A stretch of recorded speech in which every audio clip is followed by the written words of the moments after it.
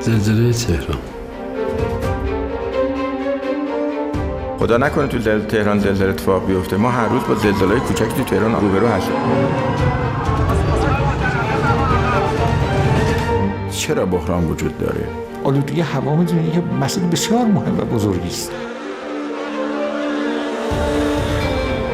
تهران امروز با مسائل و مشکلات بسیاری روبروست که برخی از آنها در ابعاد ملی مطرح هستند. امروز با یه جمعیت بالای 13 میلیون نفر در تهران مواجه هستیم. شهر تهران با سختی بسیار زیادی روبروست. در این مستند به مسئله پایتخت، ضعف‌ها و قوت‌هایش پرداخته شده است تا پاسخ روشنی بر این پرسش باشد که آیا انتقال پایتخت گرهی از مسائل و مشکلات تهران و ساکنانش و یا حتی کشور باز خواهد کرد یا خیر؟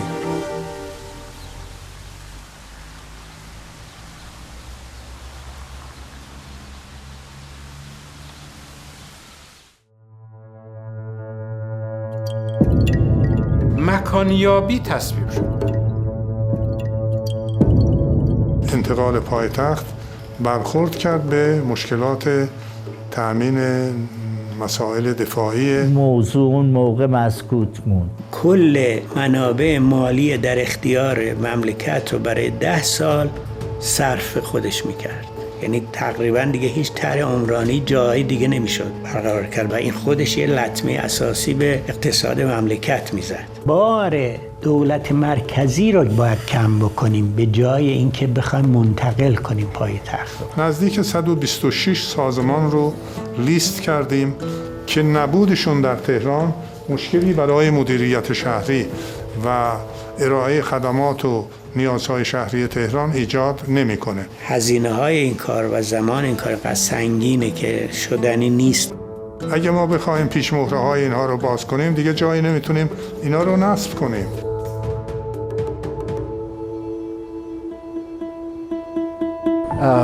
Huge. Yeah, it's very dynamic city. I like it. It's a very interesting place. Pretty much like any other modern metropolis of the world. It's a huge city.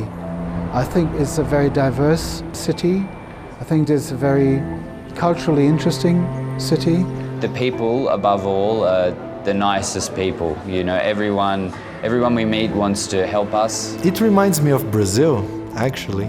Tehran it's huge compared to Melbourne.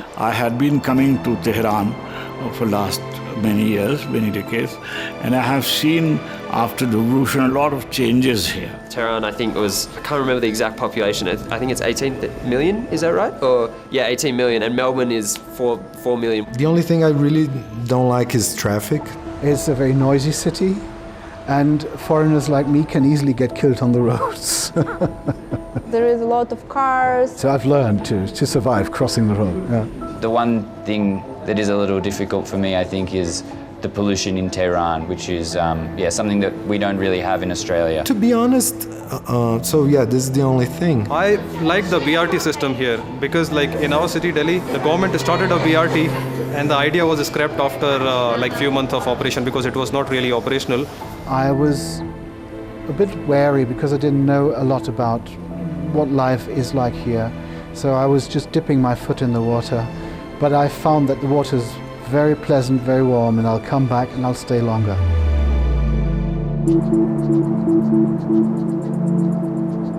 موضوع انتقال پایتخت صرفاً به کشور ما محدود نمی شود.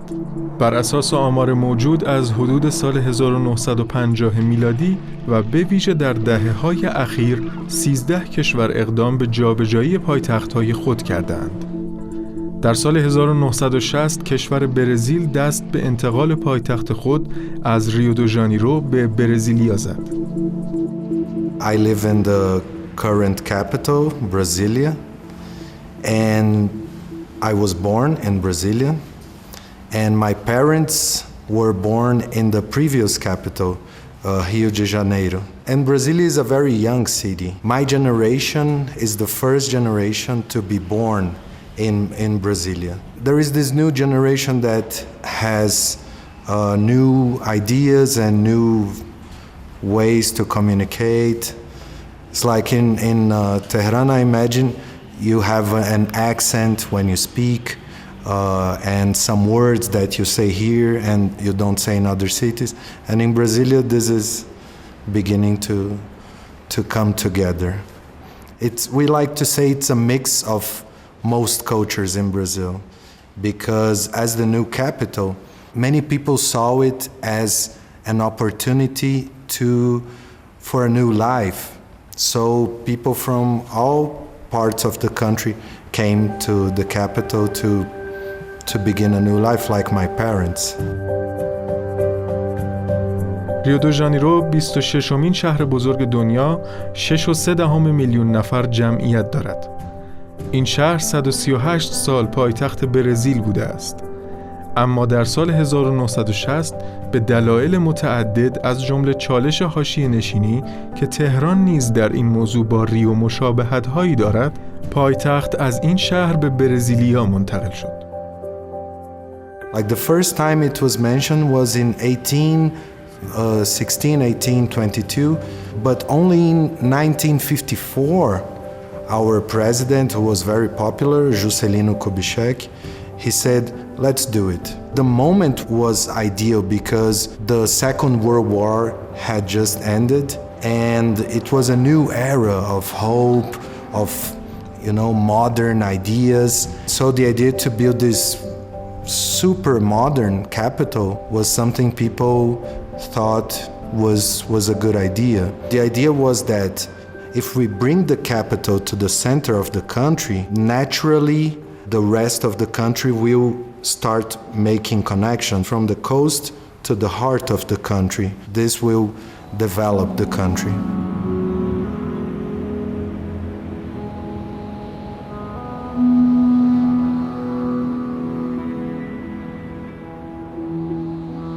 Eu acho que a arquitetura é invenção. A arquitetura não basta ser prédio certo, não é que funciona bem. Ele pode ser bonito, pode ser diferente, pode criar surpresa, não é? E a surpresa é a coisa principal numa obra de arte. Brasília foi projetada pelo arquiteto brasileiro muito competente, né? Lúcio Costa, né? Fez aquilo com um coração, com muita vontade, né? Então, estou me incumbindo um pouco da arquitetura, né? Fazer a Catedral de Brasília, né? Eu respeito muito Brasília, cidade assim, simples, não é? Racional, não é? Quando o pessoal vem de fora falar comigo, eu acho que a arquitetura é importante, mas a vida é mais importante que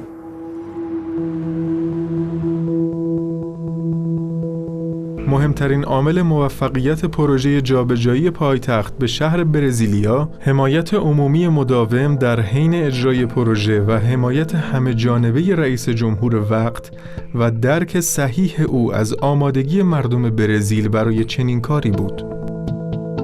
Juscelino Kubitschek, the president at the time in 1956, when the building of the city became, he was very beloved by the people. He was very popular.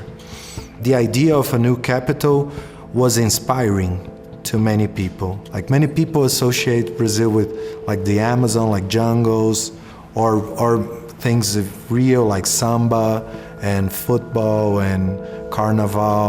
But we wanted to show a different face to the world. Like we are not only that. We are more than that. We are also this, like a very modern place. And I think the idea was really old. Like I said, from 1816, like actually 1 century and a half before it actually happened, the idea had been talking. Since imperial times, since the monarchy times, people were discussing the idea. The name Brasilia came up very early. People would call it Brasilia or Petropolis, like Peter's town, Pedro was our emperor at the time, was the king. So yeah, in different moments in time,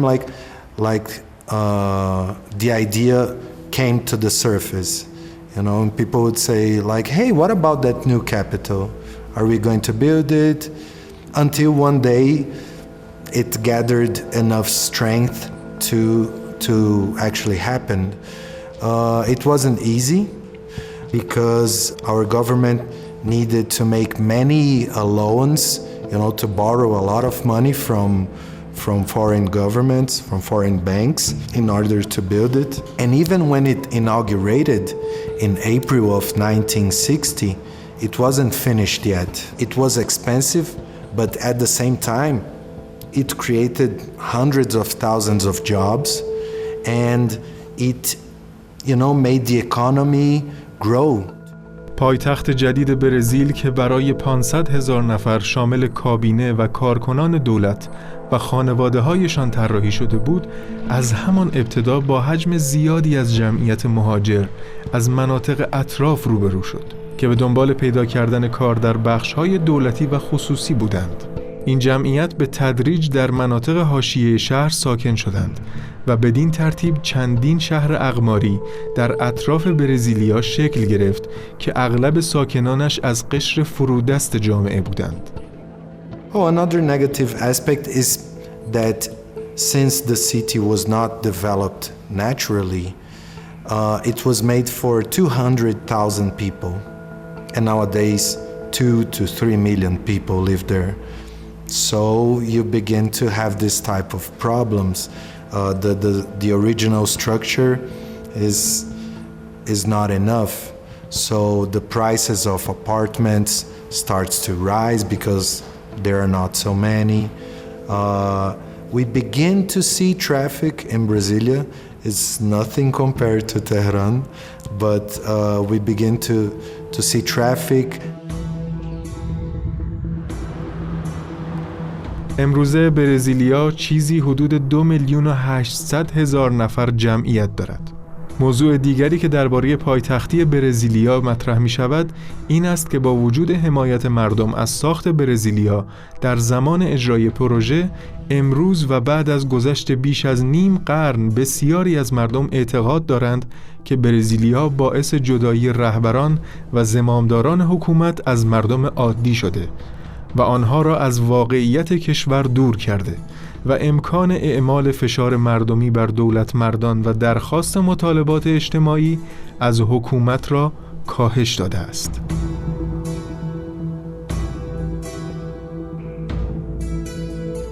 Rio is an old city. It has narrow, small streets. The palace of government was in a place where anytime there was a public disturbance, manifestation, protests, maybe 500 people already filled the place. They could surround the palace, you know. And if you go to Brasilia, you will see that the Esplanada, which is where all the ministries are, if you look at it, it's a street with 6 lanes going and another with 6 lanes coming back. I've been in protests there, and you need like 1 million people there. Doesn't look like it's very full. So it, you know, the government was like, here we are more protected. But some people think that the fact that the capital now is so distant from the rest of the country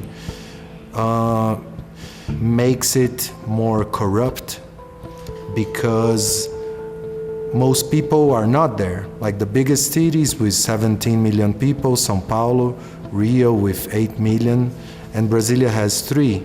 So if people don't like what the government is doing, if they go to the streets in São Paulo, the repercussion is not that big.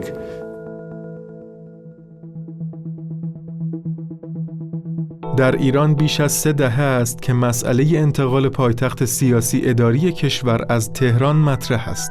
این در حالی است که پاکستان سالها پیش این طرح را عملی کرده و پایتخت اداری سیاسی خود را از کراچی به اسلام آباد منتقل کرده است. Shifting of Islamabad was initially not planned, and it is before Constitution of Pakistan was made during the days of Shahid Zulfikar Ali Bhutto.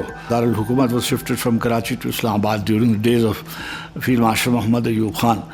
He was a martial law administrator, and by his degree it was shifted.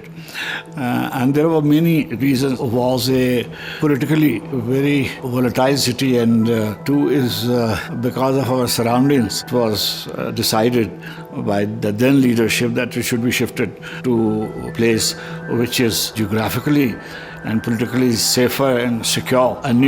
We should have a new capital. So it was shifted to Islamabad, and within few years it has become a very dynamic and very positive city, and mashallah, it is thriving, and new constructions are going on, and new roads and infrastructure and the buildings and the institutions are built up, and in a very short time it has emerged as one of the best and beautiful capitals of not only Asia and the world. ایجاد مرکز ثقل سیاسی و همچنین ایجاد هویت سیاسی جدید از مهمترین دلایل ساخت پایتخت جدید در پاکستان به حساب می آید که البته فشارهای سیاسی، اقتصادی و اجتماعی وقت کراچی و همچنین ساختار شهری نامناسب آن، یعنی محدودیت امکان توسعه شهر و همچنین کمیت و کیفیت پایین ساختمانهای موجود، انگیزه چنین تصمیمی را تقویت کرد.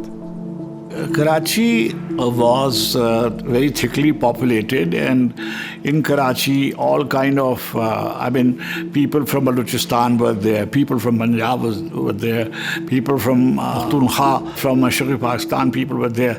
So it was a representative city, but from geopolitical reason, I think an appropriate decision to shift capital from Karachi to Islamabad. There was not much opposition of shifting of Karachi from capital from Karachi to Islamabad. There were some voices because wherever you are staying, you are having a political mileage there, and it was said that some people did not have their constituencies, political constituencies, so they wanted to stay in Karachi. But most of the politicians,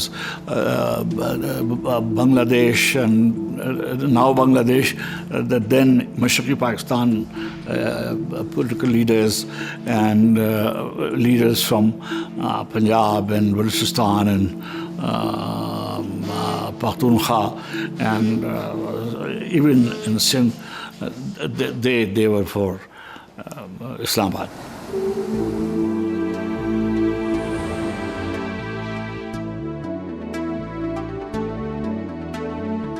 کراچی با وجود از دست دادن کارکرد پایتخت بودنش همچنان بزرگترین و پرجمعیت‌ترین شهر پاکستان و از بزرگترین بندرهای جهان و بزرگترین مراکز تجاری و صنعتی این کشور است و به نظر می‌رسد انتقال پایتخت از این شهر بزرگ بر روی آن تأثیر چندانی نگذاشته است. Karachi was very sort of a different kind of city.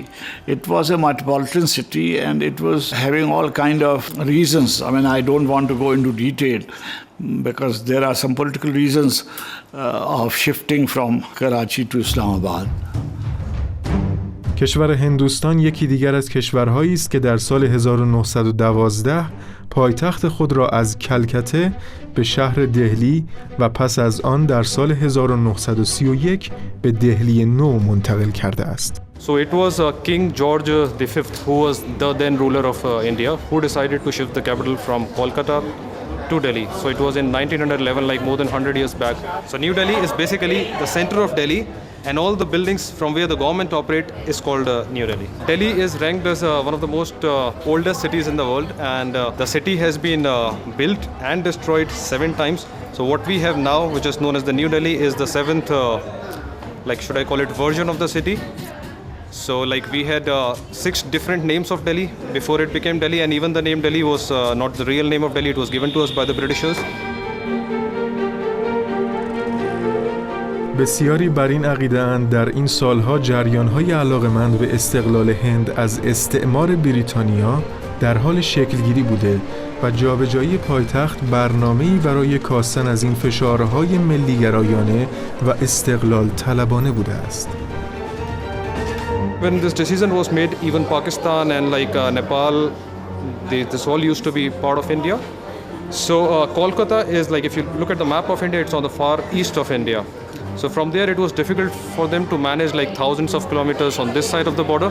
And since Delhi is more centrally located, so it was like a easier place to govern the entire subcontinent.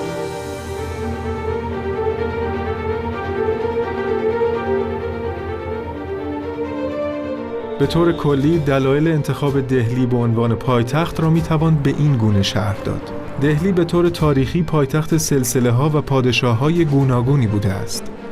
دهلی از یک طرف به عنوان مکان وحدت هندوها و مسلمانها و از طرف دیگر به عنوان مقر فرهنگی شناخته شده بوده و موقعیت ویژه‌ای از نظر راهبردی و جغرافیایی داشته است. جابجایی پایتخت از دهلی به دهلی نو به مثابه انتقال پایتخت ایران از تهران به یکی از شهرهای اقماری این استان مانند پرند یا پردیس است.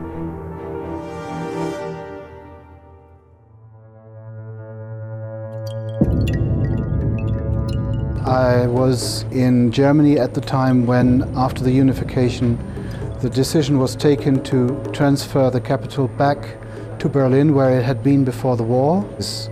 The common man or common woman on the street doesn't really care. I think it had to do with political pride, so in the political arena. My family, my mother's from Canberra, so we moved there for 4 years. We lived in Canberra. There was a lot of reasons that they had to like argue about. There was the military and in terms of defense. So my name is Diara and I'm originally from Kazakhstan. We transferred our capital from Almaty to Akmola. At that time it was Akmola. Right now I think like Tehran is in the stage that it's very packed, as Almaty was.